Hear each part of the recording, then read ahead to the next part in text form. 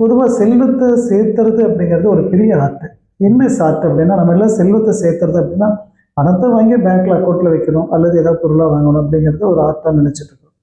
But செல்வத்துக்கு என்ன பிடிக்கும்னு ஒரு கண்டிஷன் இருக்காங்க. அதுக்கு பிடிச்சிருந்தா தான் அது உங்களுக்கு வரும். அதுக்கு ஒரு பழமொழி மாதிரியே சொல்லலாம். பூனையை பிடிக்க போனால் பூனை உங்களை விட்டு ஓடும். இது ஒரு ப்ராவர்பாவே வச்சுக்கலாம். பூனை பிடிக்க போனால் ஆங்கிலத்தில் இருக்கிற ப்ராவர்பு. பூனையை பிடிக்க போனால் பூனை உங்களை விட்டு ஓடும்.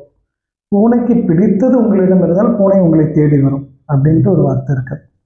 அப்படி அந்த பூனைங்கிற இடத்துல நீங்கள் எதை வேணால் போட்டுக்கலாம்.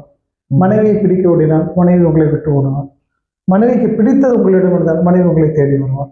கணவனை பிடிக்க ஓடினால் கண்டிஷன்.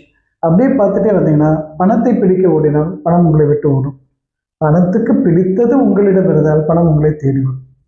நீங்கள் நல்ல உழைப்பாளிகள் ஹார்ட் ஒர்க்கர்ஸ்ன்னு சொல்கிறவங்களுக்கெல்லாம் பார்த்தீங்கன்னா பணம் வந்து கையில் இருக்காதுன்னு கிடையாது. ஆனால் சொல்லுவாங்க இல்லைங்க, சின்சியாரிட்டி வேணும், ஒபீடியன்ட் வேணும், அப்படி இப்படின்னு நம்ம நிறைய விஷயங்கள் பேசுவோம். அதெல்லாம் பணத்துக்கு பிடிக்குமா தெரியாது.